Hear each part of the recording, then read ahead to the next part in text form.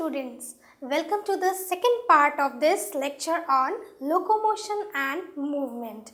As we are going to deal with the chapter locomotion and movement, so first of all begin with the types of movement that living organisms possess. So just have a look into this lecture. Locomotion and movement. Now we are going to discuss about the types of movements. Movement of body parts is performed by almost all living organisms, including plants. And animals are able to move their body parts by the movement of their external body parts or internal organs.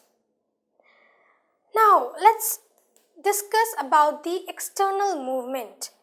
The purpose of external body parts movement are, first one, why the external body parts are moved? To collect information. Second one, for the maintenance of equilibrium. For locomotion. For capturing and ingestion of food. So locomotion, this one is we are going to discuss. This was in case of digestion.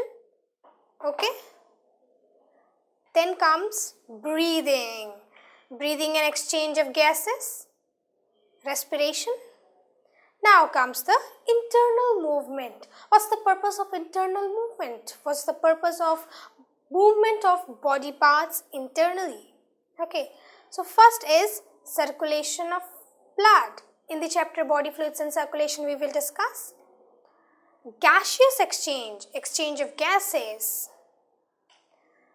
Peristalsis, movement of passage of food and urine, so excretion as well as digestion.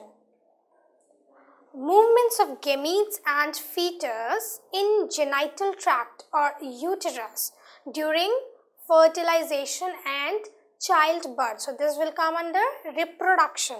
So you have seen how external and internal body part movements are important. What activities are being performed with their help. Now, human body exhibits 4 types of movements. First is amoeboid. Second is ciliary. Third is muscular. And fourth is flagellar. So let's discuss about them one by one. Amoeboid movement. Amoeboid movement occurs by means of temporary protoplasmic outgrowth called pseudopodia. And due to the flow of, how these are formed? Due to the flow of protoplasm in any direction. You have seen amoeba moving like this. Example is here. You can see in this diagram how amoeba was moving. Amoeba, macrophages, leukocytes. Cytoskeletal elements like microfilaments are also involved in amoeboid movement. Next comes the ciliary movement. You can see it's moving like this. Yes. So ciliary movement occurs in most of our internal tubular organs which are lined by ciliated epithelium. Passage of ova through the female reproductive tract is also facilitated by the ciliary movement. Now comes the muscular movement. You can see the jaw is moving in this diagram like this. So muscular movements is caused by the property of contractibility of muscles which is used effectively for locomotion. Movement of limbs, jaws, tongue, etc. require muscular movement. In the diagram you can see the jaw is moving. Now comes the flagellar movement. Human sperms exhibit the flagellar movement. You can see in the diagram the human sperm is moving.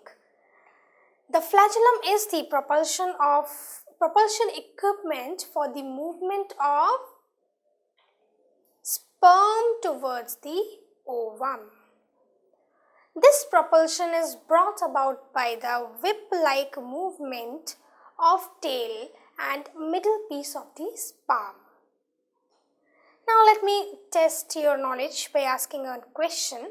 What are the 4 types of movements found in human body? We have just finished this discussion over here.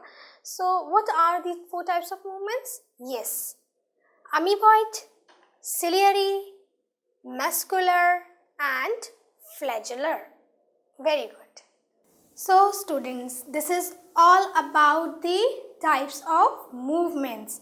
We have learned that there are basically 2 types of movements. One is internal movement and one is external movement.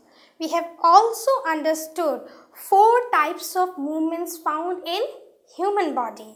They are, yes, first is amoeboid movement, second is ciliary movement, third is muscular movement and the fourth one is flagellar movement.